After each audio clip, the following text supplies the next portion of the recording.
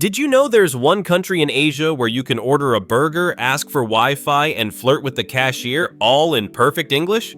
Yup, it's the Philippines. And no, it's not because they binge-watched too much Friends or How I Met Your Mother. There's a fascinating, kinda hilarious, and weirdly political reason behind it. And you'll never guess who's responsible.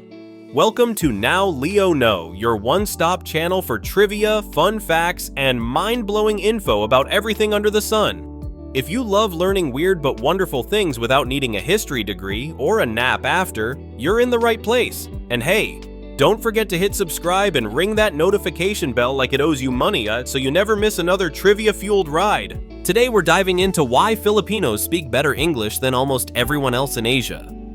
Get ready for secret histories, colonial quirks, Hollywood obsessions, and a surprising global advantage you probably didn't see coming. Stick around till the end, because this fun fact might just change how you see the Philippines forever. Let's rewind the clocks to 1898, the year the United States said, "You know what? Let's buy a country." After centuries under Spanish rule, the Philippines was sold to America for $20 million. Yep, you heard that right. The entire country was literally bought like a bargain deal on eBay. When the Americans arrived, they didn't just bring hamburgers and baseball. Nope, they brought their public school system.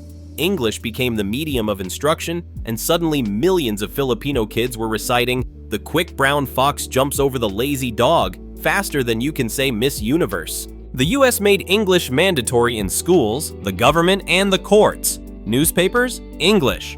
Road signs? English. Insults on the street? Also English. It became a national skill, and before long, the Philippines was speaking English better than some Americans. Sorry, no shade. But have you heard Florida Man stories? Fast forward to the 20th century and something magical happened. The Philippines became one of Asia's biggest consumers of American pop culture. From The Fresh Prince of Bel-Air to The Simpsons, English language shows were everywhere.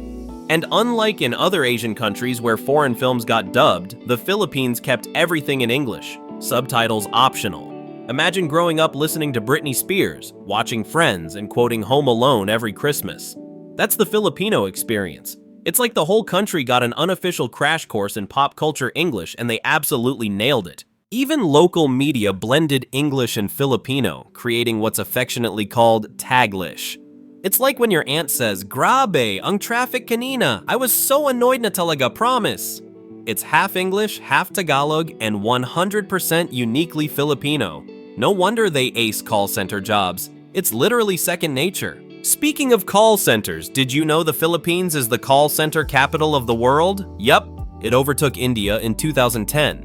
Big tech companies and international businesses realized Filipinos not only spoke excellent English, but could also master a neutral accent. Some even sound like your favorite Netflix narrators. This booming industry now employs over 1.3 million Filipinos and contributes billions to the country's economy. If you've ever called customer service and thought, "Wow, this agent is super polite, sounds American, and totally gets my sarcasm," you probably just spoke to someone in Manila. The best part? Filipinos are known for adding a little extra warmth, humor, and empathy in their conversations. It's not just "have a great day," it's "I hope you have an awesome day ahead, ma'am," with good vibes only. Where else can you get tech support and life advice in one call? Even today, English remains one of the two official languages of the Philippines, the other being Filipino. It's used in universities, courtrooms, official documents, and even road signs. High school debates? English. Senate hearings? English. Late-night karaoke arguments? Okay, those are mostly in Taglish, but you get the idea. This bilingual system isn't just about colonial hangovers. It's a deliberate strategy. Being fluent in English gives Filipinos a major advantage on the global stage, whether it's working abroad, landing international business deals, or dominating global pageants. Miss Universe crown? Check. It also makes the Philippines one of the easiest travel destinations in Asia for tourists, backpackers, and digital nomads. You'll never get lost trying to ask where the bathroom is. In fact, you might end up being offered karaoke, lechon, and a life story, all in crisp, cheerful English. And here's one more wild reason English became such a prized skill in the Philippines: pageants. Yup, beauty pageants are basically a national sport here. Forget basketball for a sec. When Miss Universe season rolls around, the whole country transforms into a giant glam squad. Why does this matter? Because in pageants like Miss Universe, those final Q&A portions are in English, and let's be honest, no one wants to fumble their answer in front of the world.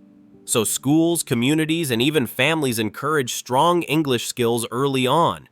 It's not just about looking good in a gown, it's about delivering a mic drop answer in flawless English while wearing a tiara. And it's not limited to pageants either. This English fluency spills over into singing contests, international competitions, and even social media.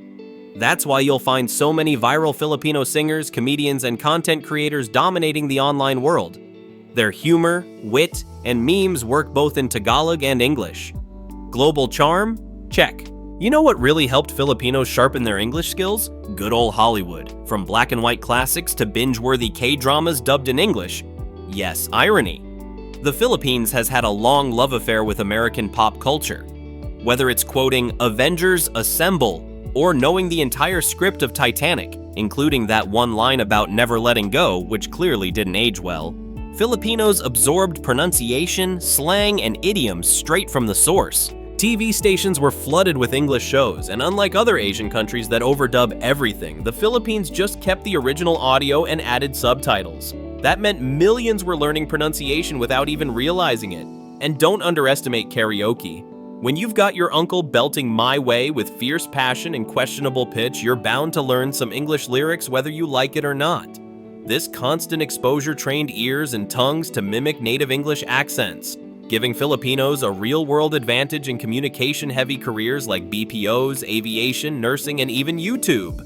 So what happens when you mix solid grammar, a neutral accent, cultural empathy, and charm? You get the world's favorite remote workers, caregivers, cruise staff, and even viral content creators. English proficiency is more than just nice to have.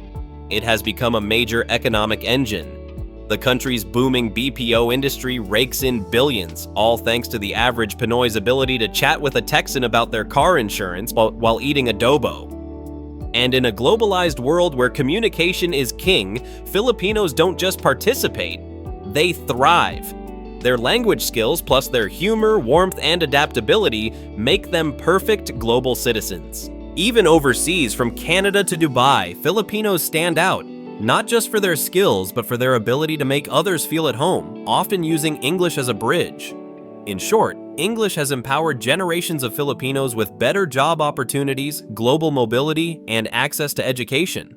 It's not just about language, it's about leverage. So why does all this matter? Because in a world where English remains the global language of business, travel, and the internet, the Philippines holds a unique superpower. It's one of the few Asian nations where you can communicate effortlessly, whether you're negotiating a deal, making a new friend, or finding the nearest street food stall.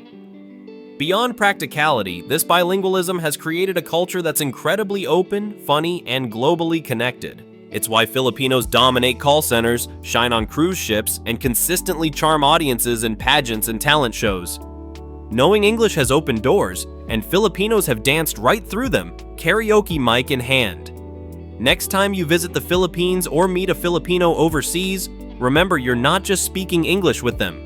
You're connecting with a culture that's turned a colonial legacy into a global advantage. Plus, you'll probably get a good joke and a karaoke invitation along the way.